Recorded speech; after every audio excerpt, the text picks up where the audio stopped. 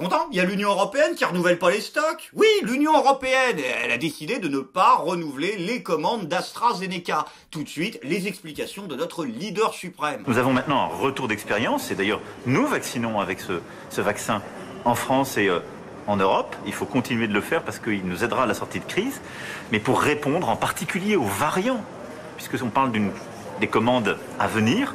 Pour répondre aux variants, on voit que d'autres vaccins sont aujourd'hui plus efficaces. Donc cela signe un pragmatisme européen et je m'en félicite. Ok, bon, alors putain, ça va être long. Non, alors, on va essayer de résumer. Bah, pensée complexe, hein, donc ça va pas être simple. Donc, alors, je résume. On a eu raison de commander de l'AstraZeneca. Malheureusement, le vaccin ne marche plus assez bien. Donc, du coup, on va pas renouveler les stocks. Donc, du coup, ce serait bien que vous vous fassiez vacciner avec. Il faut rire ou il faut pleurer? Non, parce que le mec est à ça d'inventer les deux en même temps. Donc du coup, après le « je ne dirais pas que c'est un échec », je dirais que ça n'a pas marché. Macron nous fait le « je ne dirais pas que j'ai eu tort », je dirais que j'ai pas eu raison. Non mais ça va plus du tout là, pause caca. Vous êtes combien dans ta tête? Là, le mec est habité, quoi.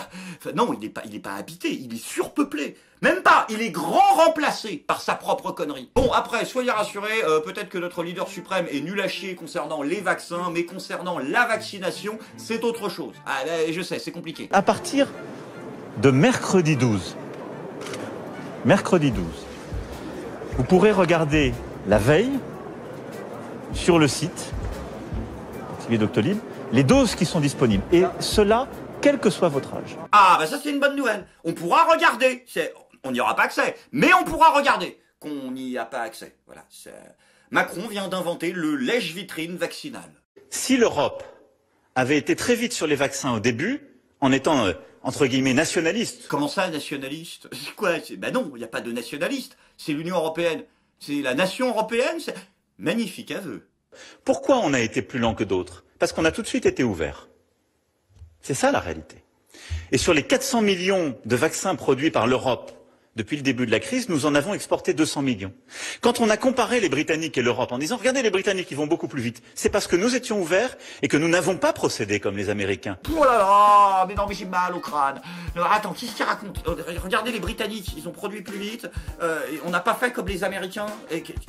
C'est pas la même chose. Pourquoi tu parles des Britanniques dans la même phrase et des Américains?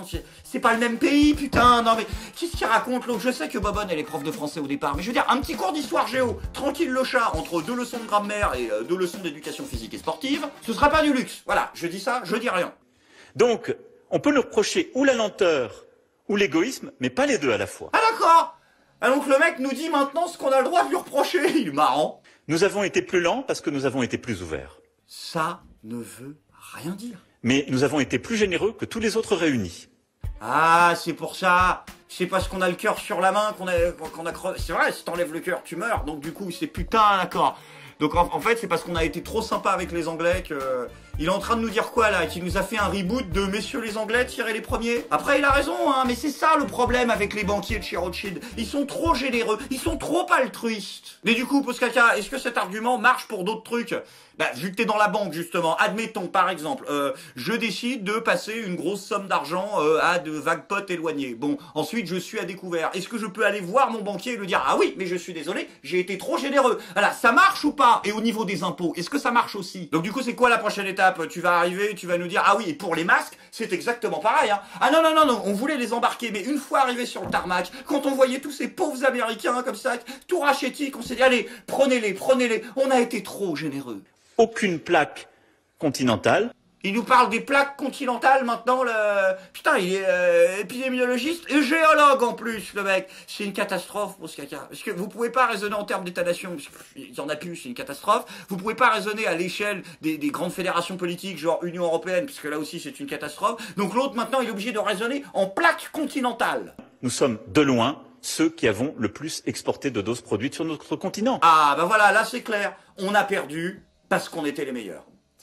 Même le PSG en quart de finale de la Ligue des Champions, ils osent pas la sortir, celle-là. Non mais là, je suis sérieux par contre. Cet homme est atteint d'une pathologie mentale grave. Donc il y a un moment, il va falloir qu'il y ait quelqu'un dans ce pays qui prenne sérieusement ses responsabilités pour qu'on le foute dehors. Bon après, attends, je suis un peu dur, hein, parce que c'est vrai que Macron prend quand même un peu ses responsabilités, notamment sur les brevets. Ah oui, oui, Macron s'est dit totalement favorable à la levée des brevets pour les... Ah! Mais pourquoi tu m'as pas mis la bonne enchère encore? Mais je sais que tu démarres, mais je veux dire, c'est pas la bonne insert. Voilà, c'est celle-là, la bonne insert. En fait, je crois qu'on s'est trompé, hein. C'est pas Jupiter, le mec. C'est Janus. Mais c'est pas le seul, hein. Tous, ils ont tous retourné leur veste. Non, la réalité, elle est beaucoup plus simple. C'est que Mélenchon s'est ouvertement prononcé pour la levée des brevets, qu'il a été majoritairement acclamé sur ce sujet-là par la population. Et donc, vous avez fait un gigantesque retournement de veste une fois de plus, hein, comme on peut d'ailleurs le voir quand on regarde les votes à l'Assemblée nationale. Non, mais sans déconner, faut faire un truc là. On va les perdre, les gens. L'épisode, ça fait même pas 5 minutes qu'il est commencé. L'autre, il nous a menti 14 fois. Donc, je veux dire, tu peux pas mettre une insert une fois dans un épisode, une insert où Macron dit un truc, je sais pas, qui est vrai. Bonjour, nous sommes vendredi. Ah bah voilà. Tu vois, là, il ment pas. Bon, après, soyez rassurés, hein, la bonne nouvelle, c'est que Emmanuel Macron n'est heureusement pas seul sur ce dossier. Il y a des gens qui sont vraiment déterminés à passer la seconde, à l'image d'Olivier Véran. Cette semaine de pont, c'est une semaine de tous sur le pont, si je puis me permettre l'expression. Je prendrai moi-même d'ailleurs ma part, à l'invitation d'une médecin que je viens de voir dans ce centre de vaccination, et j'irai mettre la blouse le temps de la soirée de mardi dans un centre de vaccination. Waouh! Ah bah non, mais là, on est rassurés par contre. Ah bah non, mais s'il met la blouse, attends, je veux dire, ça change tout. C'est quoi la prochaine étape? Florence Parly, je veux dire, qui fait un parcours commando? Par contre, tu feras gaffe, Olivier, lors de ta petite visite à l'hôpital. De pas te tromper de couloir. Non, parce que ça risque de finir avec une camisole de force, cette histoire. Non, je dis ça parce que tu nous as sorti que tu espérais la fin du port du masque à l'extérieur sous prétexte qu'il ne servirait finalement à rien. Ouais, c'est mauvais tactiquement comme déclaration, Olivier. Je pense qu'au contraire, tu devrais te féliciter que le gouvernement s'acharne à garder des trucs qui ne servent à rien. Voilà, pour ton plan de carrière, je veux dire, c'est mieux. Niveau instinct de survie, t'es plutôt léger, je trouve, pour un médecin. Bon, donc du coup, on résume. Pause caca, nul à chier. Olivier Véran, nul à chier. Roselyne Bachelot, peut-être, il y a un espoir. Déconfinement, des festivals debout avec une jauge de 4 mètres carrés par personne, annonce Roselyne Bachelot. 4 mètres carrés. Faut 4 mètres carrés entre chaque personne de... Mais vous êtes au courant que le Hellfest, c'est pas un concert d'André Rieu? Bon, allez, dernier espoir pour l'épisode. Jean Castex, au moins Jean Castex, il est sur la bonne voie. Campagne de vaccination, cette jeune star que le gouvernement veut absolument pour son clip de promotion. D'accord, donc vous continuez sur votre stratégie. Qui sera la nouvelle star du coronavirus? C'est super, dites-moi. Donc du coup, écoutez, on va jouer ensemble, hein. Donc de chez vous, vous pouvez jouer dans les commentaires. Vous mettez 1 si vous pensez que ce sera Michel Sardou. Vous mettez 2 si vous pensez que ce sera Lynn Renaud. Non, vraiment, les gars, va falloir proposer quelque chose de sérieux, quoi. Parce que là ça commence à être très long. Et je veux dire, les gens sont pas prêts, en fait. Il y a des gens, là, dans les pays qui commencent à être déconfinés, ils ont carrément oublié ce que c'était que d'aller au resto.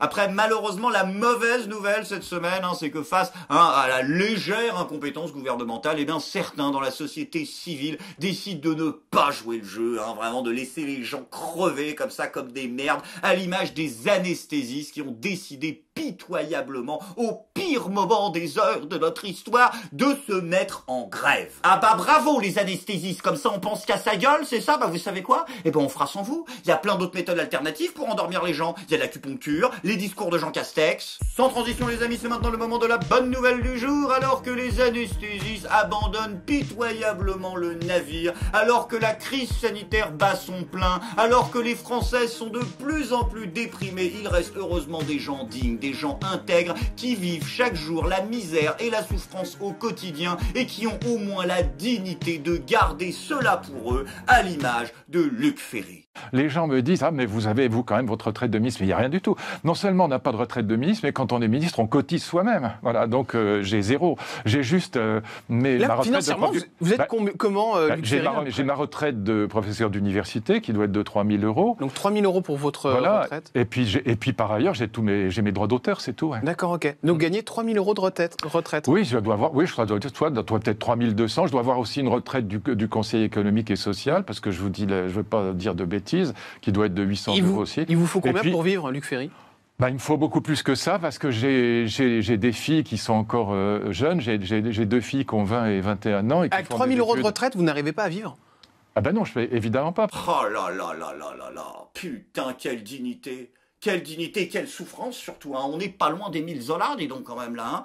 C'est fou quand même. Le mec qui était opposé à la revalorisation du SMIC, le mec qui était favorable à l'augmentation de l'âge de la retraite, alors qu'il est lui-même parti à l'âge de 60 ans, et qui en plus de ça était pour qu'on tire à balles réelles sur les gilets jaunes, on l'a tous critiqué comme des connards alors qu'ils vivaient dans la précarité, putain. Bon alors par contre Luc, voilà, je suis pas là pour te donner de conseils, hein, parce que tu sais, moi je suis pas fort en maths, là, t'es 3000 boules par-ci, t'es 800 € par là, t'es droit d'auteur qu'on connaît pas, mais est-ce que tu n'aurais peut-être pas oublié aussi les 60 000 €, oui, que tu touchais en tant que prof à l'université sans avoir donné le moindre cours pendant plusieurs années? Franchement, moi je dis solidarité totale avec Luc Ferry, quoi. Je veux dire, non, mais en plus ce gouvernement qui l'abandonne comme ça, ils sont même pas capables de faire un numéro vert pour que les gens puissent envoyer des dons. Donc bah malheureusement, Luc Ferry va devoir se débrouiller par lui-même, hein. C'est pas malheureux tout ça. Bon après, il y a des solutions alternatives. Moi par exemple, mes vidéos ont longtemps été démonétisées, elles le sont encore assez relativement souvent, hein. Mais je veux dire, j'ai trouvé des moyens. Je veux dire, faut s'adapter. C'est l'ère contemporain, c'est la société moderne. Après Emmanuel Macron sur YouTube, les anciens ministres bientôt sur Tipeee. Je suis pas content.